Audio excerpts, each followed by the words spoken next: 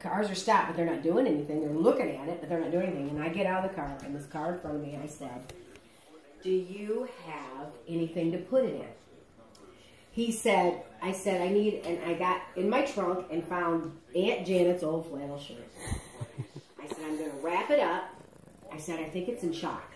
I think it's, because it just looked at me, and I didn't know owls' eyes closed like the cuckoo clocks. They do. They close sideways. And it's just doing that. It's looking at me like this, with its little, its long beak, and I'm thinking it's full grown. And I get down on all fours, and I said, Josh, keep Dory in the car. Now, the stupid thing was, is I put it in the car with my baby. It could have went crazy. Steven said that night, oh, he couldn't believe it. I'm like this, I'm going, I'm not going to hurt you. I'm here to save you. And I took that flannel shirt, it let me wrap it around it, and he had an IGA paper bag with handles on it. And I just stuck it right down there. And I said, thank you. I'm going to take him to Redfield Vet. I put him in the front seat in case he goes crazy. This whole time he's just looking. I said, I'm your friend. I'm not going to hurt you. That night, and I get into the thing, and I bring him in, and I go, everybody. And I'm real quiet. I go, look, look, look, look, look, look. He's looking up like he's something out of a Disney animated. He's looking at everybody, and his eyes are blinking. And he just looks like the picture of innocence. I said, full-grown owl in the middle of the road, he must be in shock or got a concussion or something. She looked at me, she goes, lady, that's a baby. That's a baby. That's a gray-horned owl. They get this big. From the ground, this big. The mama probably pushed it out of the nest. And that night, when I drove and their back, beaks are sharp. There was a dead one. So she had pushed them out, and one made it, and one got hit. And I was telling Stephen about it, and he goes, breathe! In one quick swoop, do you realize their beaks? That thing could have chopped your finger. And I said, not to mention going crazy in the car and hurt my baby. You know, I just pulled over, and that thing would have died. I'd have its neck before I'd touched my kid. But they were in the back seat, and I put it in the front, and it just... They took it to an animal refuge, healed it, and set it. How about the skunk story? I decided I was getting fat. No, I wasn't. I like how that's how the story.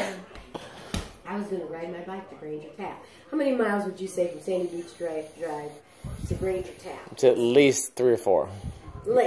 At least, maybe 5 or 6. Maybe 5. So I'm riding my bike home. It's a summer day.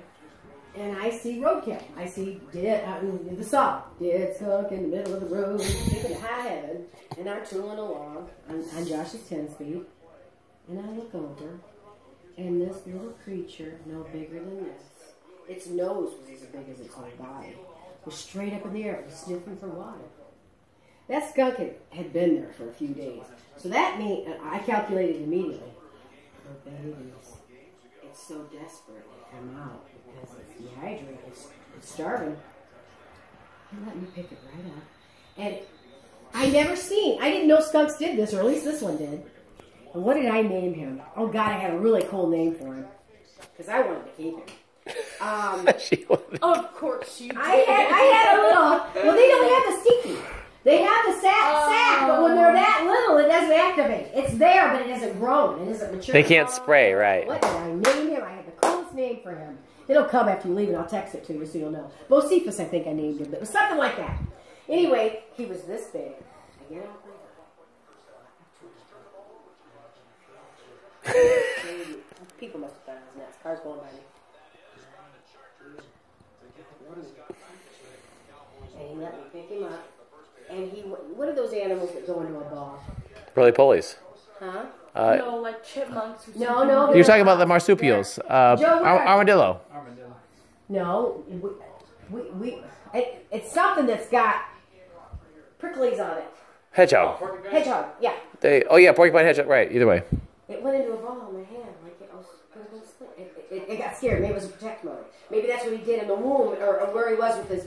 And I got home, and you can say all you want about Wesley, but I called him up. Theo. I go, when there's one, there's more. Get your truck, because I'm not putting those stinky, because they still had a wild smell to them. I'm not putting them in my car. I ain't going back in the truck. I just fix something nice in a box. So he come over from Granger, which is 5 or 6 miles away. We go find 5 of them. I opened my garage. I said, they can live in here. They came to hear kitty kitty by 3 days. And they were running together. You know where they were sleeping? What are those cement blocks, baby, that are The cinder blocks. cinder blocks? Yeah. They pile on top of each other in the cinder blocks and for warmth and sleep. All I had to do was walk in there and go, kitty, kitty, kitty, kitty, kitty, kitty, kitty. Boom! They were up and out and drink. I had warm milk. Where'd you put them? In the garage. They were in our garage. Where, after you got rid of them. Oh, get this. I called everywhere. They said we'd take baby bunnies, we'd take baby birds, we'd take... Everything out of the moon but skunks, right? I called and I called and I called. Finally, Coloma, Michigan, I called Deer Forest. I said, Love Deer Forest. I've got baby skunks. I've got 5 of them. They're starting to get big. They need a home. She said, bring them. Deer Forest is a nice little place where you can go and you can. That's what it is. It has deers where you can go up and pet them. It's like a zoo, but it's like more free. It's an old school. I mean, it was. Is this still open? You think? They made a sanctuary, a skunk sanctuary for these 5 babies. Because of my mom. No, not because of my mama. I was only there. God bless you. God led me to. But honest to God, and so Bocephus, the other one stayed wild, but Bocephus was my baby, and I was power walking at the time because I was trying to get fit. I never knew you thought you were getting fat. That's so stupid. So Bocephus, when I power walked, would be in my hand in a ball, and it comforted him. And I'd walk around the cul-de-sac because it was twice around was a mile. Yes, it was half-mile loop. And he'd go with me, and then I'd put him in my mouth. And yeah, he kind of stinky, but he didn't. And then he just ended up going outside, and he was gone. I had to give him with the sanctuary. He had to be with his family. He was there too. He had to be with his family. Yeah, he was too tame to put in wild. But I couldn't separate him. He had to be with his family because I had to be realistic. I had 2 kids to raise. I was going to school and I was working. There was no way I could train a baby skunk. For one thing, Kahuna would hate him. Yeah, she was somewhat. Oh yeah, he would have snacked him up. How about the day that Kahuna fought off that? What was that? I can't believe that he let it happen. Was it my fault? Because that Kahuna literally took his skin off of him. All he was flesh when I got home. Well, Kahuna's a bad dude. He was a bad dude. He thought it was a some kind of beaver. It was either a beaver or it was What was it? What was a beaver? It might have been a. It got inside the fence. What's the ugliest? What's the ugly ass thing? The ugly possum. It might have been a possum. I think was it's going to get my. Yeah. Probably a ground. It was a ground. The thing is, they were about to go at it, and I was like, because all Bucho or Kahuna could think was it's going to hurt my kid. But why was it my fault for bringing? I didn't bring him into our yard. You didn't bring it, but you should have got Kahuna away from it because Kahuna. I mean, it was flesh with a head, and it was still okay. alive. What you need to understand. It was suffering. What you gotta understand is that when that dog was Kahuna. I wasn't there. Well, this is the thing. There was no getting in between it because I feel like Kahuna was so angry at this thing. He was either going to attack me or it. Like he's like, you got to let me do this, bro. No, it's almost Kahuna like was saying, get the F away. I got to take this out before it hurts you. All he could think about was protecting you. 100%. And so I'm not so sure if that was my fault as much as it was. I'm not blaming you as much as it just was tortured. The thing was, it was flesh. It stood no chance. I mean, Kahuna stripped its skin off of it. You know what's crazy though is that Kahuna was its insides were on the outside. Let me tell you this though. And it was looking at me like, please put me out of the greatest dog that ever lived was actually was a house pampered pup that got primary from Granger Tap, and when he had to, he made his business happen. Well, truthfully though, he took care of that thing. We had him. Stephen didn't want him in the house, and you know, I was raised with animals in the house, so we had a chain link fence we put behind the garage. Well, I come home one day, he had no water, and in Josh's defense, he was just a kid trying to learn how to be responsible. I should have learned Didn't check faster. the water. It was like 100 in the, you know. He could have died. And he was doing this. He was drunk because he was so dehydrated. Later, at the vet, where they intravenous him with fluids, at Steven and I said, He's coming in the house. Yeah. Well, truthfully, and then he was going through that chewy stage. Steven said, I can't stand it. I put an ad in the paper, and this guy scooped him up. Well, I had to know, you know, when he gave me, I said, well, I got to know where he lives, because I got to check on this stuff. And so he gave me his address. Next day I went over there, he was on a chain this long. I jumped out of Steven's truck. I took him off the chain. I said, get in the car. And get in the truck. We don't want this life. I sell him. I didn't sell him. I gave him one. I said, I just want to find a good home for him. And that was not a good home. And he said, oh, yeah, we'll keep him in the house. No problem. I said, I just don't have the time. I'm going to school. A lot's going on. I got both of my kids in sports and gymnastics and everything else. This dog deserves a good home. This was after the $200 deal, and he was all healthy again. I said, he wasn't. I said, we neglected him. I'm shameful to say. He said, okay. I go over there the next afternoon before I'm going to work, and he's on a chain from here to here. And I said, oh, no, he didn't. And I pulled in and said, Kahunta, will you ever forgive me? We almost dehydrated you and killed you for thirst, and then I give you to a guy like this, and because I told him, I don't want him on a leash. I don't want him on a chain. The only leash I want him on is if you're walking him. He's not my dog, but I'm just saying that's kind of home. Oh, no problem, no problem. It was on a chain from here to here, and I pulled in the driveway. That tail went crazy. I said, it's over, son. I said, I will never, ever let you be mistreated again. Get in the truck. How about the day that Dory and I put that table down his collar on accident? I never seen Josh go after. I never seen such rage with Dory in my life as that day. It was his graduation.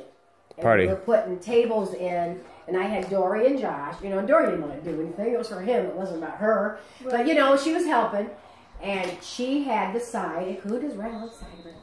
He always had to be involved. Well, he always, you know, he really took to her. I mean, once she came along, she was a year and a half when we got her. When we got the house is when we got him, and that was Hootie. We even named him Hootie because that's how she called him. Right. That was his nickname. Kahuna was his name, the big Kahuna, but because she named him Hootie, couldn't say Kahunta, and that's what we called him. But they're putting down this big long table, the one we're going to eat on that we ate on last year. And they go to sit it down, and what are the it got caught. One of the legs went right through his collar. And the big thing is my dad's sitting over in that chair that's on the porch and says, don't worry about it, drinking a beer. He's watching us work, being critical about everything, because that was my dad. And I said, Dad! Because Kahunta then twisted himself and was killing himself. He was choking. He was choking. Literally like this, looking at me. His eyes are bulging out. I'm going, Dad, help me get his collar off. I'm pulling on the collar, pulling it. I'm thinking, dear God, all I can think in my head is, don't let this dog die on my son's graduation. Not today. Not today. I'm jerking on it because it's so tight. And I'm jerking on the collar, I'm going, Dad, you're sitting there, get up and help me. Don't worry about it. He never moved. And he called him Duke because he couldn't remember his name. Correct. And Kahuna came with him. He did. He would. And this is when Dad was living with us. Mom threw him out of the house. They all wanted him to rot. She called the police on him. A woman officer took him to jail where half the cops in Edwardsburg said Ziggy go home and sleep it off. Then a woman cop wrestles him to the ground, gives him a DUI. They all said let him rot in jail. Stephen and I scraped at the money. We got him out of jail. My dad came home to my house. There was no way. He went for his court appearance. His hair, white hair, standing straight up. He's doing this with the slippers, and he's got leg things on him, and he's going like this and holding his pants up because they took his belt away because, you know, they don't want prisoners killing themselves. Yeah. So I'm going, Dad. He's not. So by this time I know he's useless, and I'm going, please, and under her again, the Lord. This is what I'm telling you. These things are going to start happening. You don't recognize them now because you're young, and I'm not being disparaging of your feelings. I just mean that once you get a little more life behind you, that's when your eyes are. It's like the Lord doesn't let you see this stuff until you're ready for it. You're not videoing this, are you? No. Okay. You liar. Anyway, oh my God. Anyway, I go one last time, I go, dear Heavenly Father, please don't let him die on my son's graduation day, and I jerked it, and it came free. Which is amazing because it was a miracle. Because that collar was too strong for you to jerk free. Yeah, and he was so twisted up because he was painted. There's no rhyme or